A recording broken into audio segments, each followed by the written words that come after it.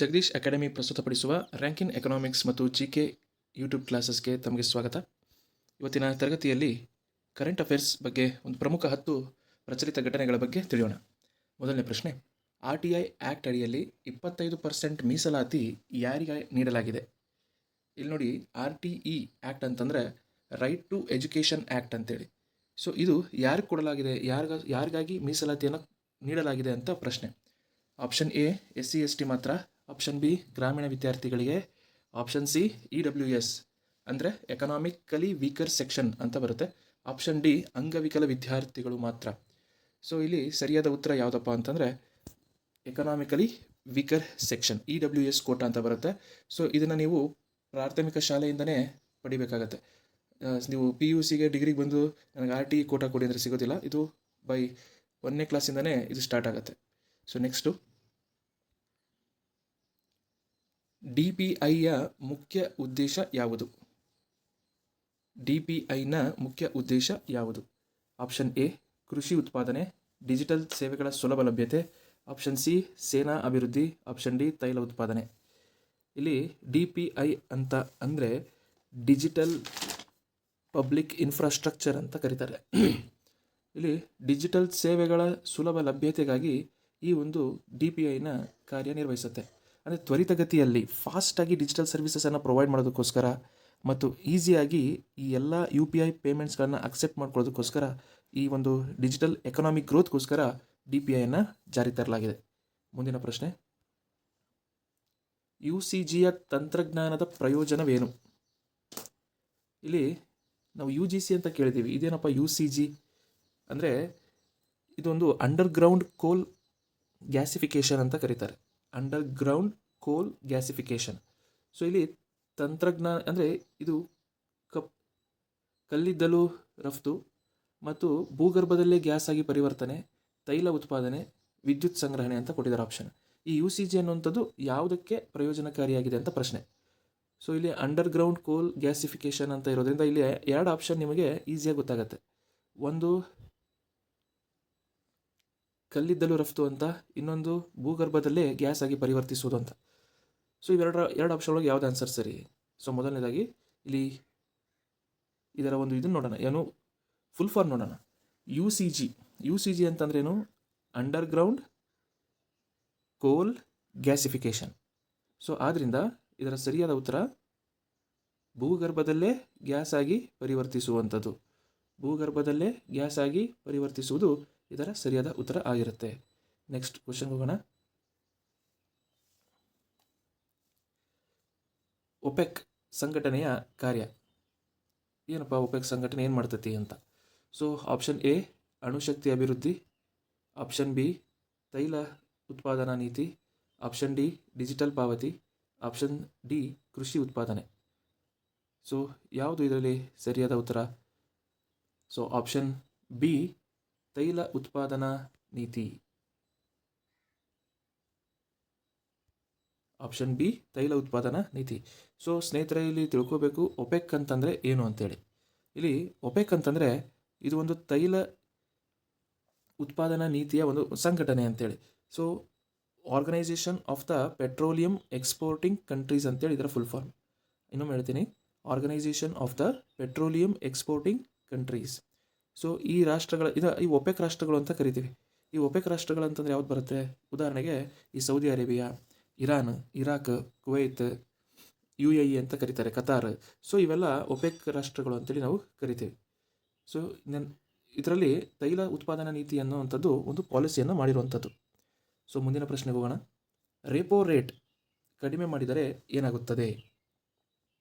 Option ಸಾಲದ ಬಡ್ಡಿದರ ಹೆಚ್ಚಳವಾಗುತ್ತದೆ, ಸಾಲ ಪಡೆಯುವುದು ಸುಲಭ, ರೂಪಾಯಿಯ ಮೌಲ್ಯ ಕುಸಿತ ಆಗುತ್ತೆ, ತೆರಿಗೆಯ ಹೆಚ್ಚಳವಾಗುತ್ತೆ. ಸೊ ಇಲ್ಲಿ ರೆಪೋ ರೇಟ್ನ ಕಡಿಮೆ ಮಾಡಿದರೆ ಏನಾಗುತ್ತೆ ಅಂತ ಪ್ರಶ್ನೆ. ಸೊ ಮೊದಲನೇದಾಗಿ ರೆಪೋ ರೇಟ್ ಅಂದರೆ ಏನಂತ ತಿಳ್ಕೊಳ್ಳೋಣ. ಈ ರೆಪೋ ರೇಟ್ ಅಂದರೆ ಬ್ಯಾಂಕುಗಳು ಈ RBI ವಿಧಿಸುವಂತಹ ಬಡ್ಡಿಯ ದರಕ್ಕೆ ರೆಪೋ ರೇಟ್ ಅಂತ ಕರೀತಾರೆ. ಈ ರೆಪೋ ರೇಟ್ ಕಡಿಮೆ ಆಯ್ತು ಅಂತಂದರೆ ಸಾಲ ಸುಲಭವಾಗಿ ಪಡೆಯುವಂಥದ್ದು.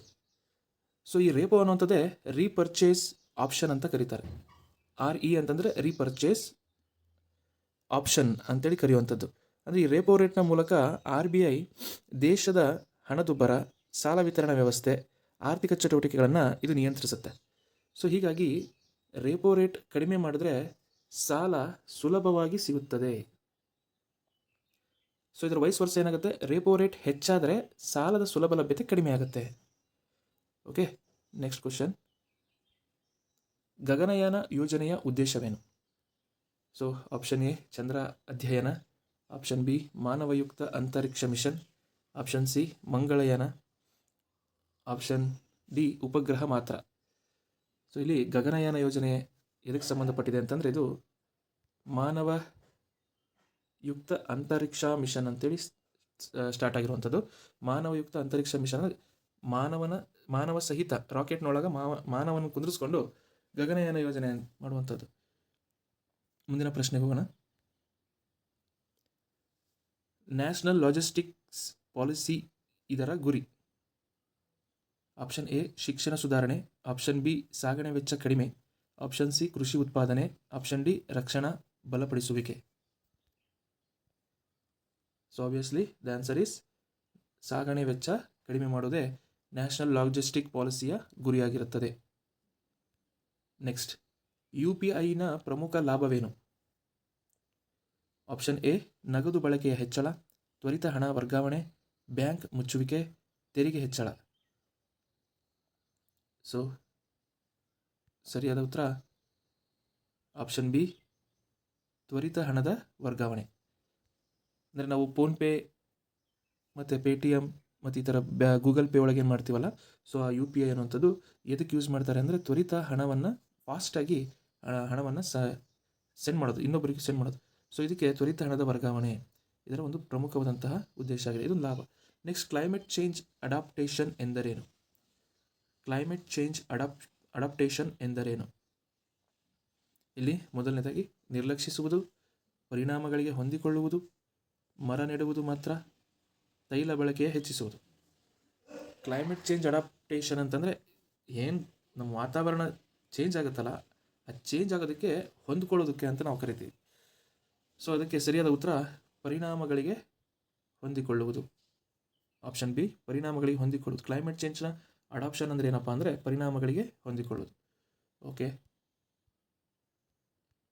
ಮುಂದಿನ ಪ್ರಶ್ನೆ. ಬ್ಲೂ ಎಕಾನಮಿ ಮುಖ್ಯವಾಗಿ ಯಾವ ಸಂಪನ್ಮೂಲಗಳಿಗೆ ಸಂಬಂಧಿಸಿದೆ? ಬ್ಲೂ ಎಕಾನಮಿ ಮುಖ್ಯವಾಗಿ ಯಾವ ಸಂಪನ್ಮೂಲಗಳಿಗೆ ಸಂಬಂಧಿಸಿದೆ? ಅರಣ್ಯ ಸಂಪತ್ತು, ಸಮುದ್ರ ಸಂಪತ್ತು, ಖನಿಜ ಸಂಪತ್ತು, ಕೃಷಿ ಸಂಪತ್ತು. ಸೊ ನಾವು ಎಕನಾಮಿಕ್ಸ್ನಲ್ಲಿ ಒಂದೊಂದು ಕಲರ್ಗೆ ಒಂದೊಂದು ವಲಯವನ್ನು ಕೊಟ್ಟಿದ್ದೇವೆ. ಸೊ ಇಲ್ಲಿ ಬ್ಲೂ ಅಂತ ಬಂದಾಗ ನೀಲಿ ಇದಕ್ಕೆ ಸಂಬಂಧಪಟ್ಟಿದೆ, ಸಮುದ್ರ ಸಾಗರಗಳಿಗೆ ಸಂಬಂಧಪಟ್ಟಂಥದ್ದಾಗಿದೆ. ಹಸಿರು ಇದಕ್ಕೆ ಸಂಬಂಧಪಟ್ಟಿದೆ, ಹಸಿರು ಕೃಷಿ ಚಟುವಟಿಕೆಗಳಿಗೆ ಸಂಬಂಧಪಟ್ಟಿದೆ, ಆಹಾರ ಧಾನ್ಯಗಳ ಉತ್ಪಾದನೆಗೆ ಸಂಬಂಧಪಟ್ಟಿದೆ. ಬಿಳಿ ಹಾಲು ಮತ್ತು ಹಾಲಿನ ಉತ್ಪಾದನೆಗೆ. ಸೊ ಹೀಗೆ ಬ್ಲೂ ಎಕಾನಮಿ ಅಂತ ಬಂದಾಗ ಇಲ್ಲಿ ಇದು ಮುಖ್ಯವಾಗಿ ಸಮುದ್ರ ಸಂಪತ್ತಿಗೆ ಸಂಬಂಧಪಟ್ಟಿದೆ. ಪ್ರಿಯ ವಿದ್ಯಾರ್ಥಿಗಳೇ, ಮುಂದಿನ ತರಗತಿಯಲ್ಲಿ ಮತ್ತಷ್ಟು ವಿಶೇಷವಾದಂಥ ಪ್ರಶ್ನೆಗಳನ್ನು ತೆಗೆದುಕೊಂಡು ಬರ್ತೀನಿ. ಅಲ್ಲಿವರೆಗೆ ಅಧ್ಯಯನಶೀಲರಾಗ್ರಿ, ಅಲ್ಲಿವರೆಗೆ ಪ್ರಾಕ್ಟೀಸ್ ಮಾಡ್ತಾಯಿರಿ. ನಮ್ಮ ಯೂಟ್ಯೂಬ್ ಚಾನಲ್ಗೆ ಸಬ್ಸ್ಕ್ರೈಬ್ ಮಾಡ್ಕೊಳ್ಳಿ. ಧನ್ಯವಾದಗಳು.